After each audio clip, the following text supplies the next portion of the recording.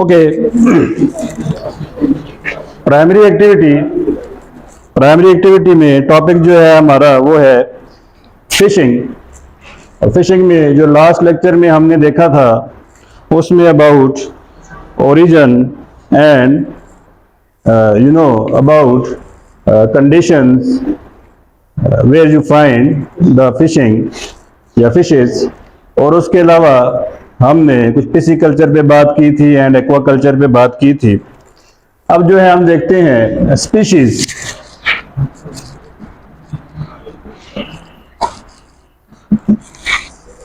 Species में अगर हम देखें around the world we have estimated 40,000 species of fishes estimated.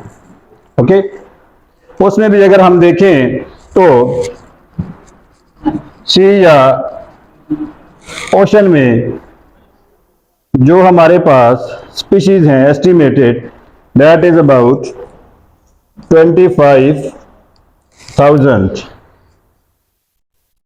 इसके अलावा जो हमारे पास इनलैंड और you can say fresh water जो है, फ्रेश वाटर की जो स्पीशीज हैं वो तकरीबन 15,000 समझेंगे। तो टाइप्स की बात अगर हम करें, टाइप्स ऑफ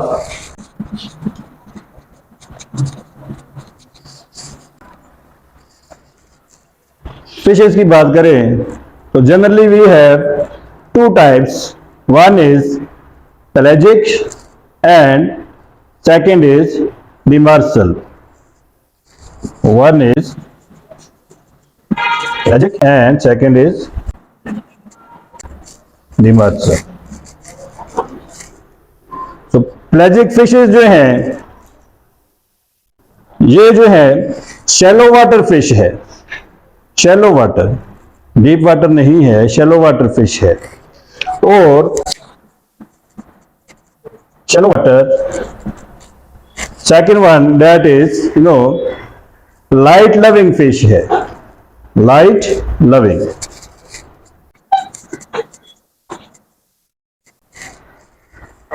सो अगर इसमें आप देखें जो वेट होता है it's about 200 gram to around about 500 kg तक जो है पेलाजिक फिश का जो है वेट होता है। और ये आपको जो है शैलो वाटर में भी अगर आप देखें तो mostly these fishes are found in continental shelfs. Continental shelfs very important.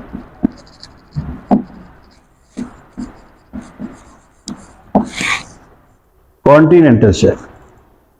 और तकरीबन राउंड अबाउट वर्ल्ड की अगर फिशरीज की बात आप करें तो 80% जो है या मोर देन 80% आपको यहां से मिलती है।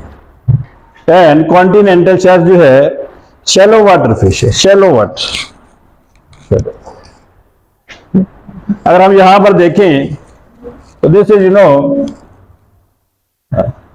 सी लेवल या मीन सी लेवल आप कह लें इसको, ठीक है। और यहां तक 200 मीटर तक जो है ये फिश जो है आपको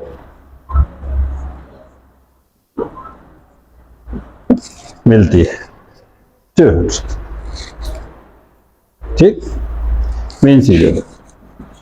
और यहां पर राउंड अबाउट जो है सन जो है उसकी लाइट जो है वो पड़ रही होती है। And you have the plenty of planktons here, round about 200 metre की जो डेप्थ है इसमें। अगर आप बात करें यहां पर डिमर्सल फिश की, this is deep water fish, deep sea water fish है डिमर्सल।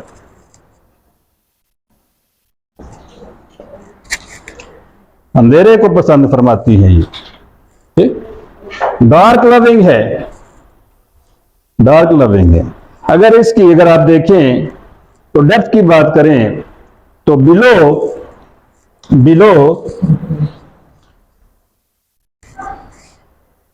200 मीटर से बिलो नीचे अप टू 600 मीटर तक आप कह सकते हैं। 600 मीटर तक ये आपको डिमर्सल फिशेज जो हैं वो देखने में मिलती हैं। एंड वेरी इंपॉर्टेंट, जो प्लेजिक फिशेज हैं वो आपको in the form of groups मिलती हैं, ग्रुप्स की सूरत में ये होती हैं। और जो डिमर्सल्स हैं, बड़ी फिश होती हैं, साइज में भी बड़ी होती हैं, टन्स में इनका वजन होता है, द वेट इन टन्स, तो टनों में इनका जो है वेट होता है, डीप सी फिश होती हैं, ठीक है ना। और वो इनकी खुराक ये बनती है जो 200 मीटर से नीचे चली जाती हैं, तो प्लेजिक फिशेज ही जो हैं वो फूड बन जाती हैं किसकी, डिमर्सल फिशेज की। तो this is about the types of fishes. Apart from them you have some migratory fishes, कुछ मछलियां ऐसी भी हैं जो माइग्रेशन करती हैं। तो माइग्रेटरी फिशेज अगर हम देखें तो उसमें ये है एनाडर्मस या एनाड्रोमस माइग्रेटरी में।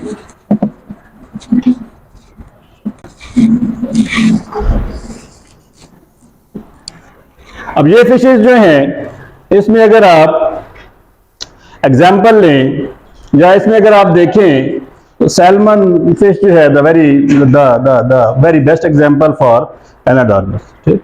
अब ये जो है अगर आप देखें तो फ्रेश वाटर में जो है पैदा होती है और माइग्रेट करती है साल्टी वाटर की तरफ या ओशन वाटर की तरफ, ठीक है, सी वाटर की तरफ,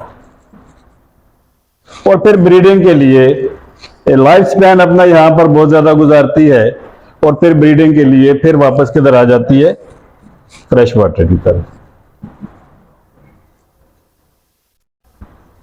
और सैल्मन को समटाइम ट्राउट भी लिखते हैं, बट जो ट्राउट है हमारी पाकिस्तान में, स्पेशली ट्राउट सवात में, दिस इज फर्क ये है सैल्मन में और इसमें कि ये फ्रेश वाटर है, totally fresh water fish, but ये अपना बहुत सा टाइम जो है या लाइफ स्पैन जो है कहां पर गुजारती है, साल्टी वाटर में, सी वाटर में। Apart from them this you have catadromous.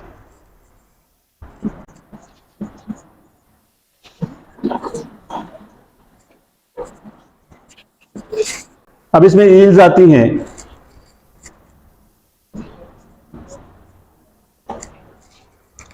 अब इसका ऑपोजिट कर लें, ठीक है, सी वाटर फिश है यहां पे और फिर मूव करती है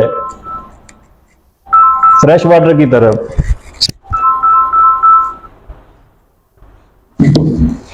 मूव करती है फ्रेश वाटर की तरफ और देन अगेन फॉर ब्रीडिंग वापस जो है सी वाटर या ओशन वाटर की तरफ जाती है।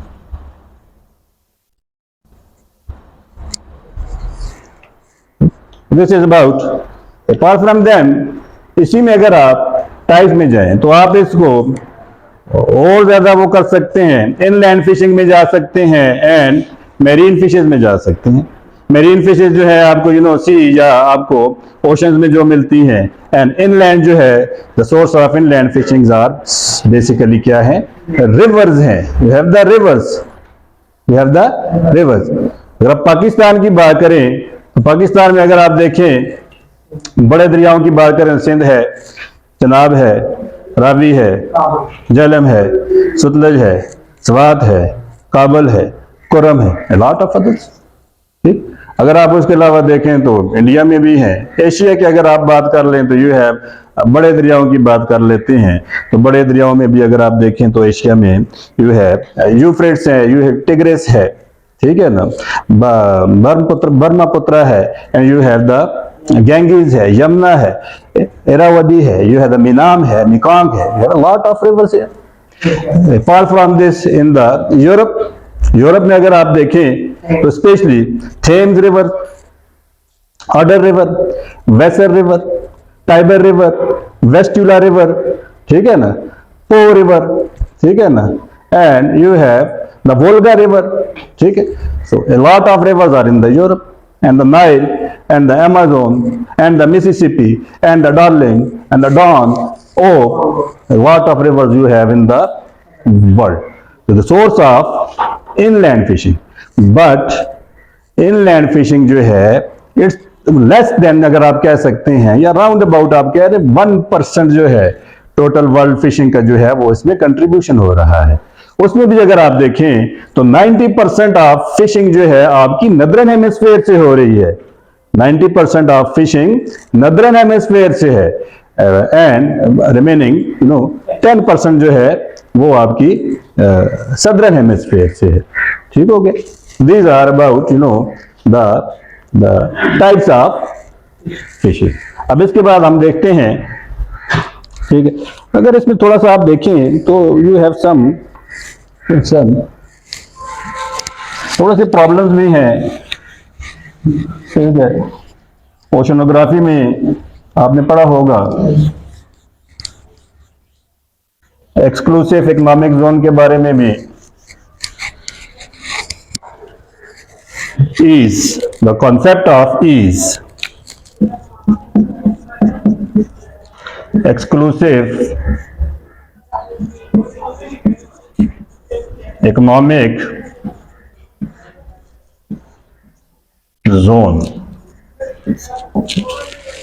मोस्टली ये अगर आप देखें तो आपका जो कोस्टल रीजन है, ये द कोस्टल रीजन, तो कोस्टल रीजन में अगर आप देखें तो वहां पर जो कन्फ्लिक्ट्स वगैरह होते हैं, ठीक है, द रिजल्ट्स ऑफ जो फिशरीज या फिशिंग में जो कन्फ्लिक्ट्स वगैरह होते हैं उसको देखकर ये बनाया गया है। अगर आप देखें सिंपल सी बात है,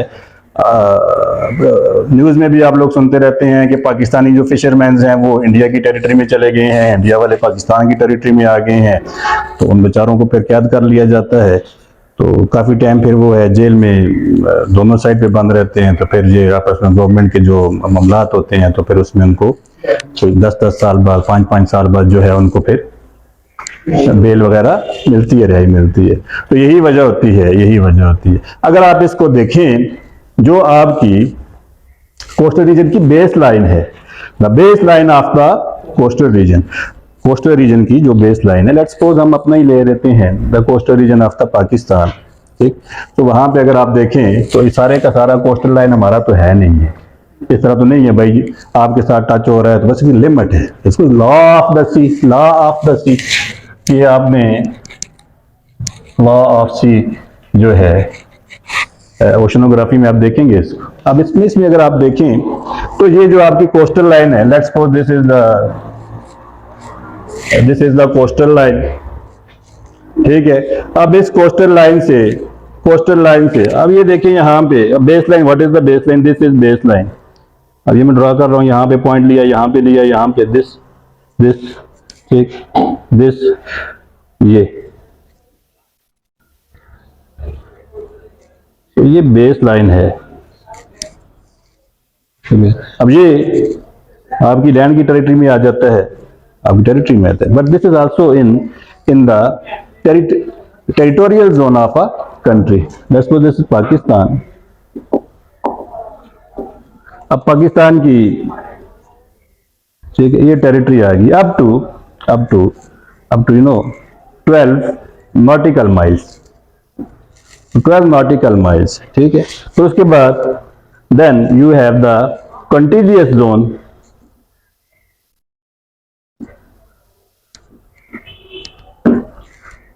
up to 24 nautical miles from here, from the baseline to here,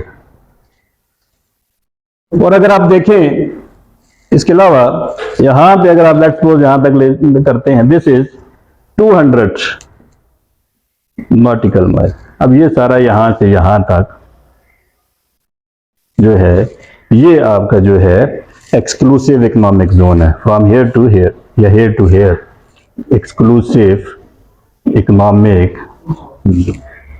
अब यहां पर आप बहुत सारे चीजें लाइक कर सकते हैं। आप रिसोर्सेज जो हैं, आप एनर्जी की बात करें, टाइडल एनर्जी की बात करें या रिसोर्सेज की बात करें, या अगर आप देखें तो जो है आपके लाइक ऑयल की बात करें, गैस की बात करें, तो यहां से आप लोग एक्सट्रैक्ट कर सकते हैं, एक्सप्लोर कर सकते हैं, उस पर काम कर सकते हैं।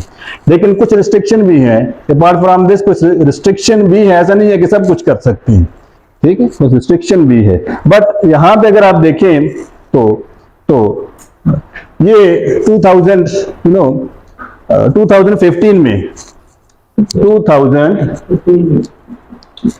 में इन मार्च 2015 में, उससे पहले ये पाकिस्तान का इकोनॉमिक जोन जो है एक्सक्लूसिव इकोनॉमिक जोन, वो अप टू 200 नॉटिकल माइल था। लेकिन यहां पे अगर आप देखें तो ये इंक्रीज हुआ है, ज्यादा हो गया है। ठीक, कमीशन जो है, यूएन कमीशन बैठती है इस पे, तो वो जो है इस पे फैसला करती है। डिफरेंट कंट्रीज उसके मेंबर्स होते हैं जो कमीशन का पार्ट होते हैं। तो अगर आप देखें तो ये पाकिस्तान का अब जो है अब 350 नॉटिकल माइल है। ठीक है जी, दिस इज कॉन्टिनेंटल शेल्फ। ठीक, अब यहां पे बात हम देखें एक्सक्लूसिव जोन। ठीक, तो कुछ 90s या 20 सेंचुरी ही में अगर आप देखें, लाइक जिस तरह ग्रीन रेवोल्यूशन आई है इन एग्रीकल्चर, लाइक उसी तरह ब्लू रेवोल्यूशन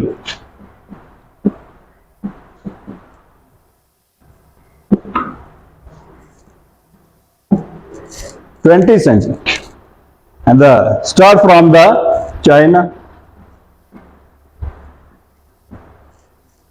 चाइना से start.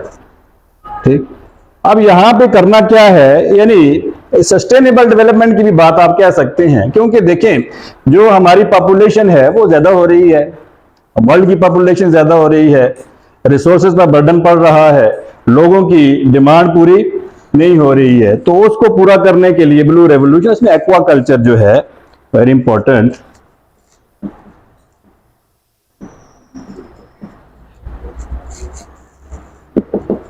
Aquaculture, what is aquaculture? देखिए यहां पे सिंपल सी बात है, rearing and domestication of fishes या एक्वेटिक लाइफ में प्लांट्स भी आ जाते हैं एज अ फूड। ठीक है ना, तो वो उसकी है।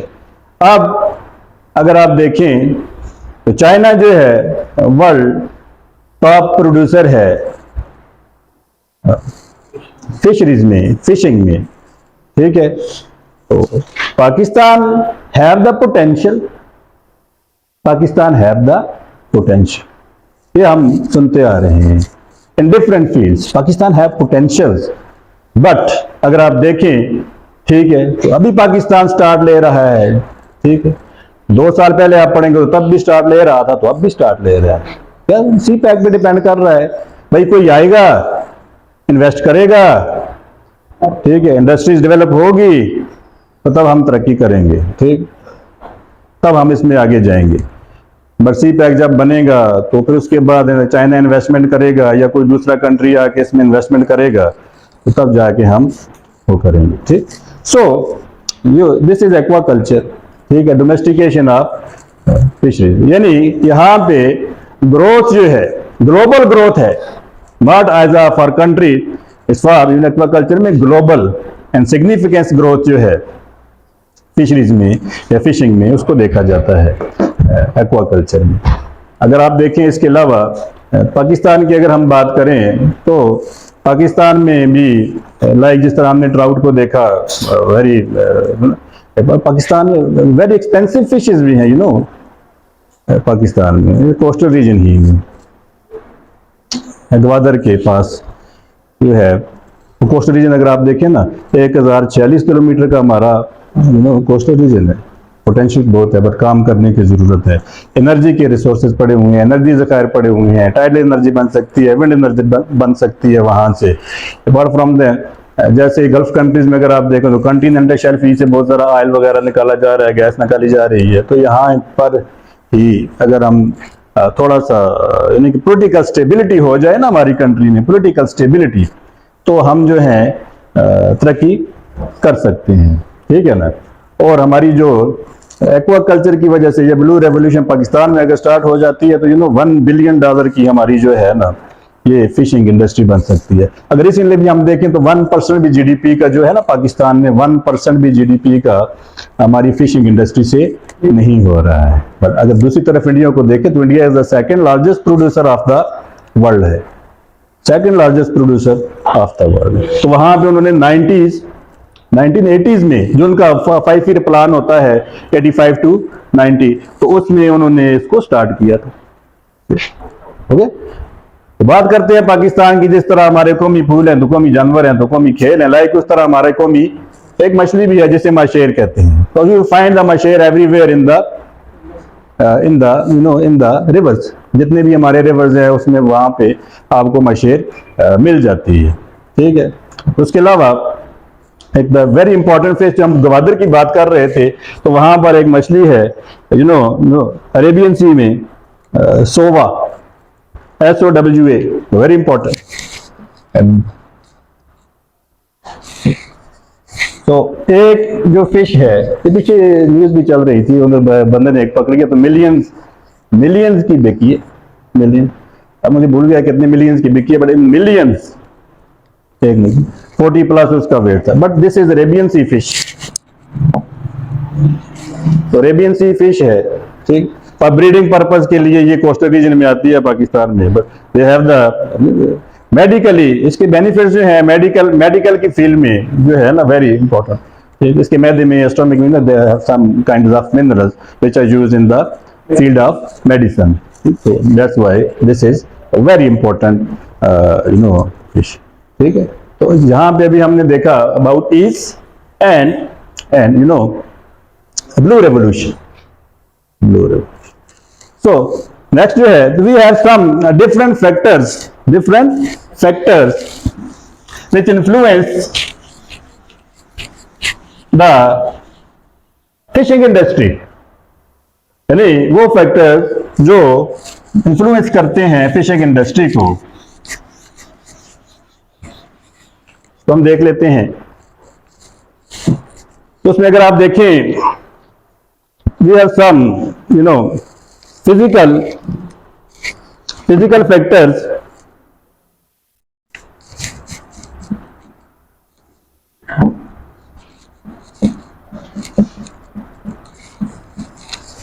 फिजिकल फैक्टर में भी लास्ट हमने देखा भी था टेम्परेचर, वेरी इंपॉर्टेंट।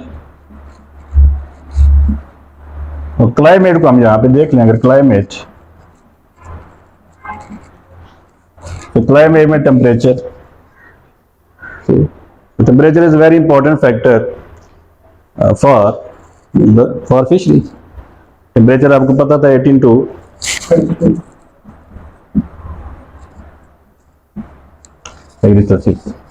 ये टेम्परेचर जो है फिशिंग के लिए वेरी सुटेबल टेम्परेचर है। अगर आप देखें तो कोल्ड रीजन में तो स्पीशीज पे भी डिपेंड कर रहा होता है। जैसे आप सवात में जाएं तो कोल्ड रीजन है, you'll find trout there, but अगर आप नीचे वार्म पानी में आ जाएं तो you will not find trout there due to temperature or climate. So that's why climate is very important factor. Apart from them, you have continental shelf. So continental shelf.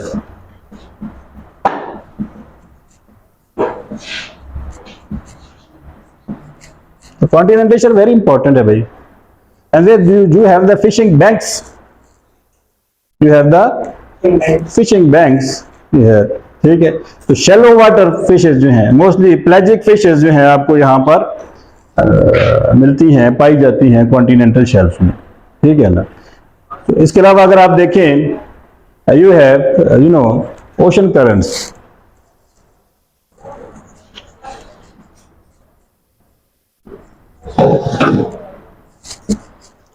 तो ocean currents की बात करें, so you have some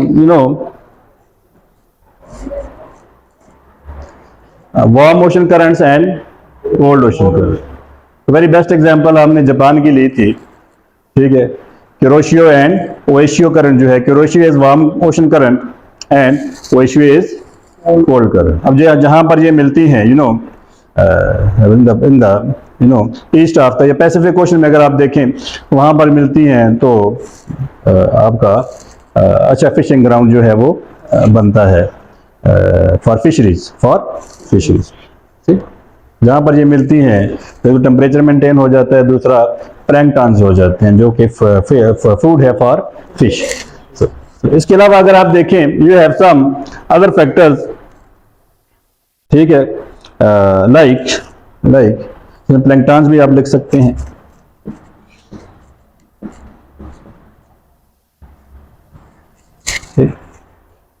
you have some mouth of the rivers,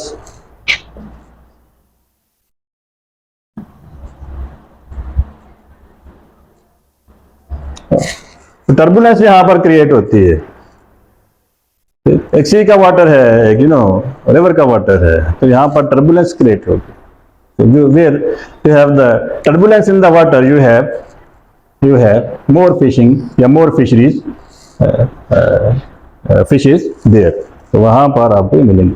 तो इसके अलावा हम देखें, you have some economic factors जो कि अफेक्ट करते हैं फिशिंग इंडस्ट्री को, या इन्फ्लुएंस करती हैं या डिपेंड करती है आपकी फिशिंग इंडस्ट्री जो है।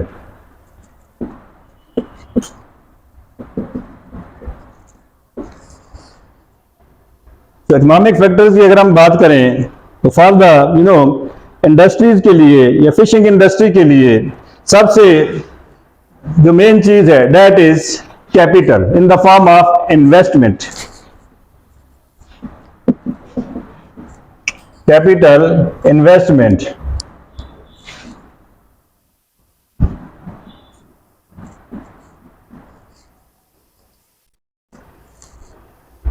कैपिटल है, इन्वेस्टमेंट है, तो आप जो है फिशिंग इंडस्ट्री जो है वो लगा सकते हैं, ठीक है। Apart from them you have other economic factors like cheap labour force,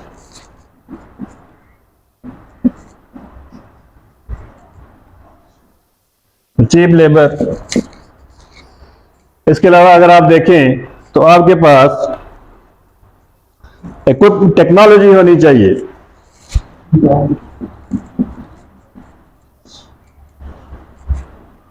technological advancement in a country, या जो टूल्स यूज हो रहे हैं, इक्विपमेंट यूज हो रहे हैं, ठीक है ना, वो आपके पास अच्छे यानी कि होने चाहिए जो कि बाकी कंट्रीज में या डेवलप कंट्रीज में यूज हो रहे हैं। लेटेस्ट इक्विपमेंट्स आपके पास होने चाहिए, you have the latest equipments.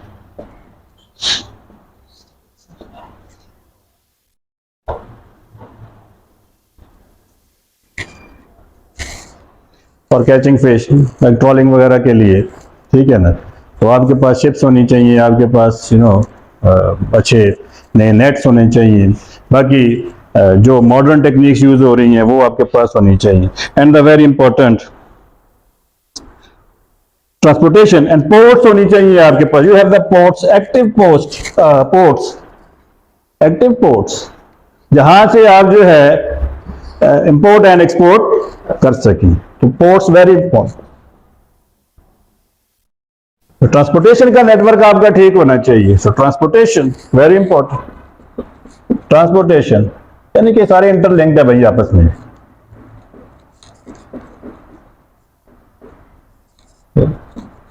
अच्छा, आपके पास प्रिजर्वेशन का सिस्टम होना चाहिए कंट्री में। डेफिनेटली फिश जो है, मीट है, उसको आप प्रिजर्व नहीं करेंगे तो उसमें खराब भी होना है। सो प्रिजर्वेशन सिस्टम जो है कंट्री का या मुल्क में, वो यानी कि जदीद होना चाहिए, मॉडर्न होना चाहिए।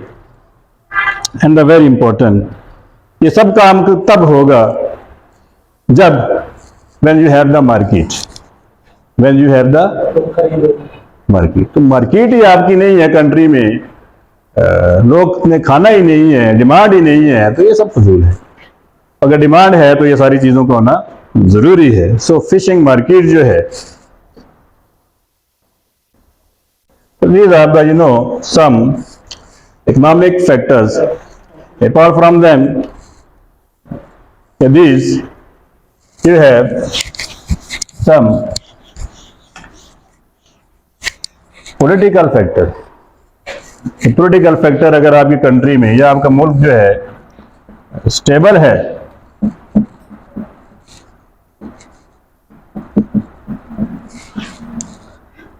तो पॉलिटिकल स्टेबिलिटी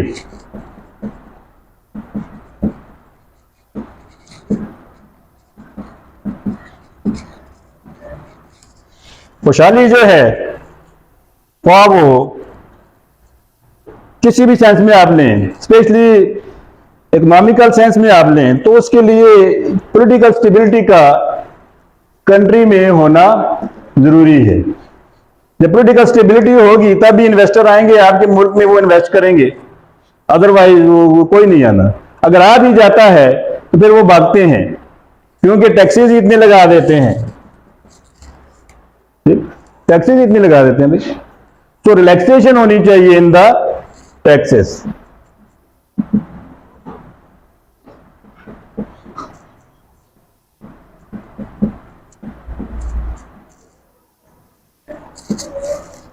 और जो लोग फिशरीज से या इस पेशे से वाबस्ता हैं, उनको इंसेंटिव्स भी गवर्नमेंट का काम है दे। तो इंसेंटिव्स जो हैं देने चाहिए, इंसेंटिव्स।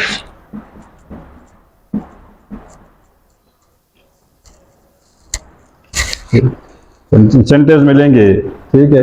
और जो यानी कि इसको प्रमोट करने के लिए, इसको ऊपर लाने के लिए जो पॉलिटिकल स्टेबिलिटी, रिलैक्सेशन है टैक्सेस में, इंसेंटिव्स हैं, ठीक है ना, तो ये बहुत इंपॉर्टेंट रोल प्ले करते हैं। अपार्ट फ्रॉम देम आपको और भी आपके माइंड में कोई आते हैं तो यू कैन राइट, ठीक है ना। And the very important here is the price stability, जो कि गवर्नमेंट करती है। Price stability very important.